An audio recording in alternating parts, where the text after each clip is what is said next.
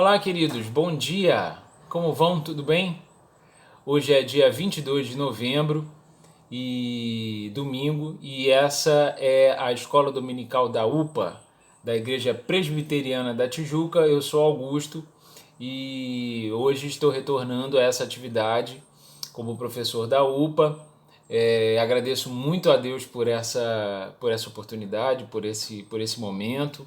Estou muito feliz e agora, ao vivo, gostaria de agradecer as manifestações, né, da Igreja da Tijuca como um todo e em especial dos membros da UPA, pais e alunos da UPA, né, sabendo que durante esse período eu fiz uma operação e estou fazendo tratamento médico. Gostaria de agradecer a todos pelos votos e pelas orações. Continuem orando. Vamos à nossa aula. Então, pessoal, hoje, domingo, dia 22, é o 34º domingo do tempo comum. E eu tenho uma ótima notícia para vocês que estão aí reclamando desse ano tão difícil que é o ano de 2020.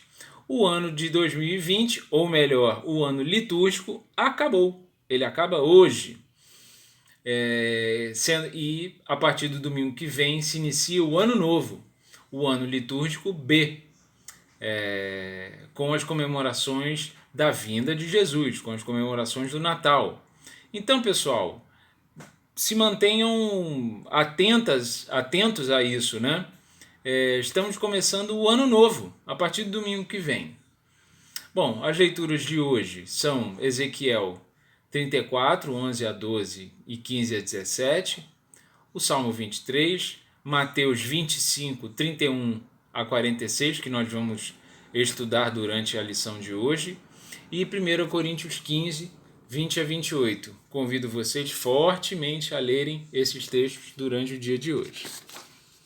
Todos esses textos têm uma coincidência muito interessante. São textos que usam essa expressão tão comum durante toda a escritura, né? De analogia, né, de Deus como pastor e nós, o seu povo, como as ovelhas, né? Em Mateus 25, por exemplo, nós temos que o pastor ele separa as ovelhas dos cabritos, né? Que é o bodezinho jovem, né?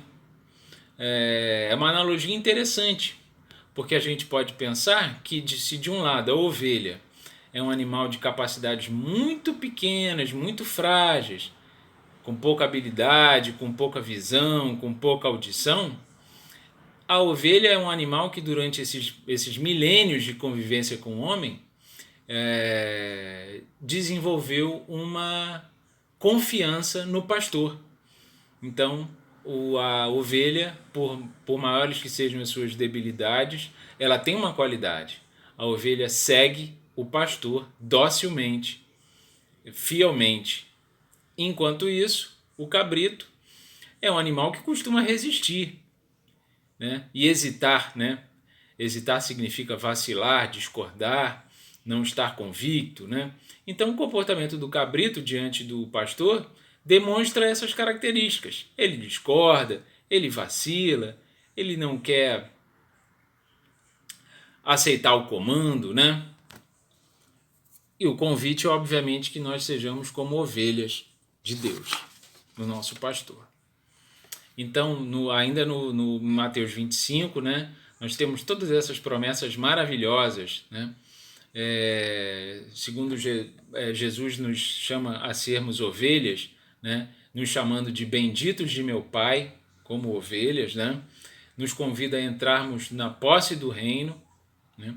E diz que enquanto ovelhas nós temos a vida eterna, né? E como ovelhas também, as ovelhas devem praticar a justiça. E que justiça é essa? A justiça que está nos versículos 35 e 36, né?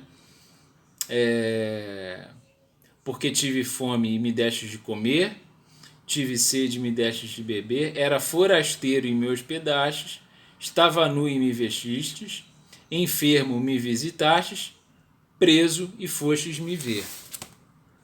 Então, pessoal, essa justiça que é na verdade a prática do amor, né? Justiça e amor são iguais, são equivalentes, a qual Jesus está se referindo, são atitudes que nós tomamos uns em relação aos outros, mas que, conforme ele vai dizer várias vezes em Mateus 25, cada vez que nós praticamos, é como se praticássemos para Deus, praticássemos com Jesus, diante de Jesus, né? Agora, em especial, essa passagem que eu convido fortemente a vocês relerem nesse momento, né? O que tem de específico muito importante e que pode passar batido na nossa leitura? É que uma coisa muito específica está sendo dita.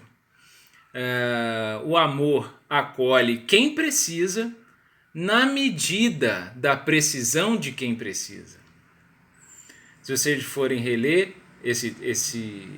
bom, se a gente for retomar esse texto que a gente acabou de ler, está dito: a gente deve praticar a justiça e o amor dando pão ao faminto, ajuda ao necessitado, roupa para o nu, visita ao preso e socorro ao doente. Mas não está dito que então vale pão para quem está nu? Vale roupa para quem está preso? Não, não vale. Não é isso que Jesus está nos dizendo. Não é isso que, ao praticarmos, praticamos como se fosse para Ele.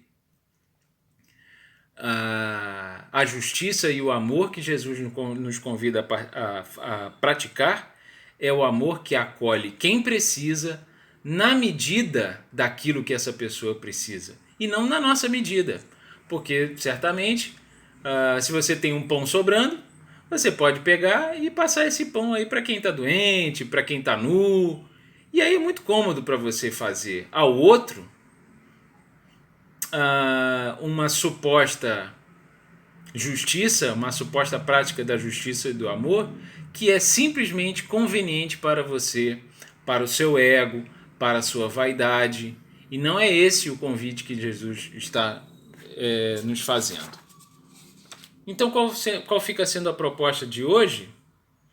Duas coisas. A primeira, a mais evidente, a mais clara, que todo mundo vai entender desse texto: estarmos atentos ao chamado para praticarmos a justiça, que é igual ao amor. Isso todo mundo sabe. E o que mais especificamente a gente pode reter desse dia de hoje?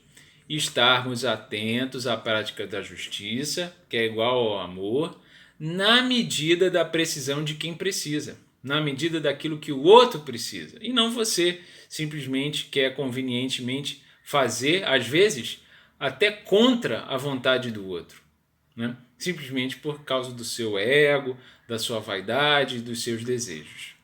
Tudo bem, pessoal? Então ficamos por aqui, esse é o recado de hoje. Vamos ao nosso culto que começa daqui a pouquinho. Um abraço, fiquem com Deus.